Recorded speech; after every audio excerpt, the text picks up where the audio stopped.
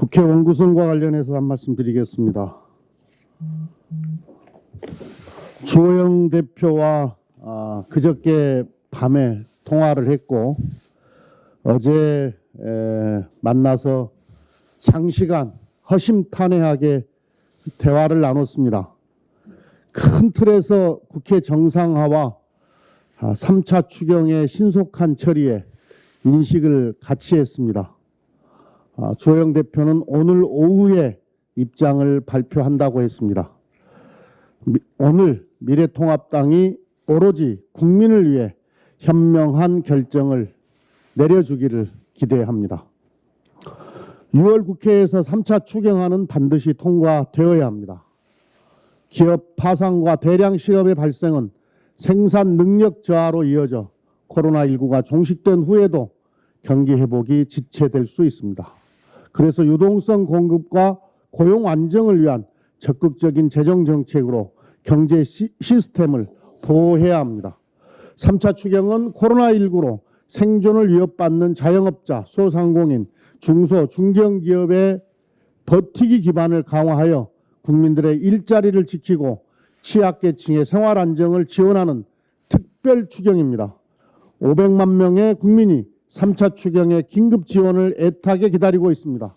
3차 추경은 6월 국회에서 통과시켜 7월부터 집행되어야 경제 효과가 살아납니다. 미래통합당이 시간 끌기와 발목 잡기 할 대상이 결코 아닙니다. 3차 추경의 신속한 통과는 국민의 명령이고 국민과의 약속입니다. 민주당은 3차 민생 추경이 제때 통과될 수 있도록 모든 당력을 집중해서 책임 여당의 역할을 완수할 것입니다.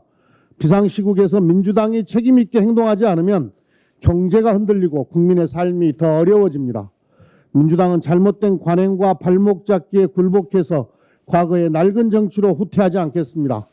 어떤 진통과 희생이 따르더라도 국민을 위해 일하는 국회의 새로운 문화를 만들어 가겠습니다.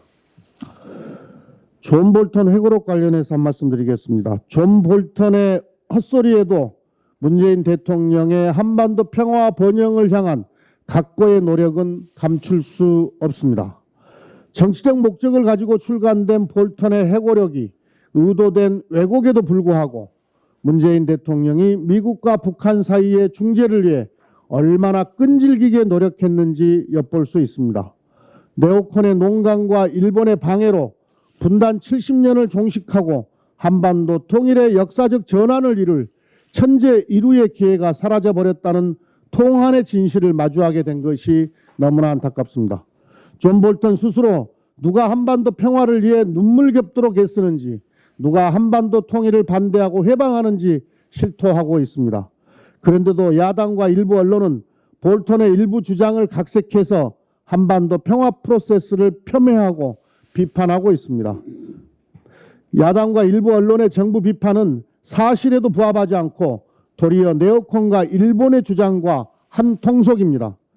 네오콘, 일본 그리고 이들과 손잡고 있는 토착 분단 세력이 한반도 평화와 번영을 방해하는 3대 분단 세력임이 드러났습니다. 천재 인류의 기회는 놓쳤지만 좌절하지 말고 평화와 통일의 대장정을 다시 시작해야 합니다. 남북관계는 시련 극복의 역사입니다. 남북 간 긴장이 고조되는 지금 한반도 평화가 더욱 절실하게 다가옵니다. 4.27 판문점 선언에서 문재인 대통령이 강조한 것처럼 우리는 주도적으로 우리 민족의 운명을 결정해 나가야 합니다. 국제사회의 지지와 협력을 끌어내기 위해 다시 한번 한반도 운전대를 잡아야 합니다. 민주당과 문재인 정부는 더디더라도 한반도 평화와 번영을 위한 노력을 멈추지 않을 것입니다. 다시 대한민국이 운전대를 잡고 평화협정과 남북 경제 공동체 구상을 실현하도록 해야 합니다. 의원 외교를 한 단계 더 업그레이드 시키겠습니다. 볼턴 소동의 교훈은 외교의 등불로 한반도의 어둠을 밝혀나가야 한다는 것입니다. 그리고 외교는 분노를 감추지 않으면 진전되지 않는 세계라는 사실도 명심해야 합니다. 한반도 평화 프로세스의 전진을 위해서는 정부를 포함한 전방위적인 외교적 노력이 그 어느 때보다도 절실합니다. 국회도 그동안 형식에 그쳤던 의원 외교를 실질화시키고 글로벌 선도국가로서의 위상에 걸맞게 외교 역량의 저변을 확대하는 방안을 만들어야 합니다.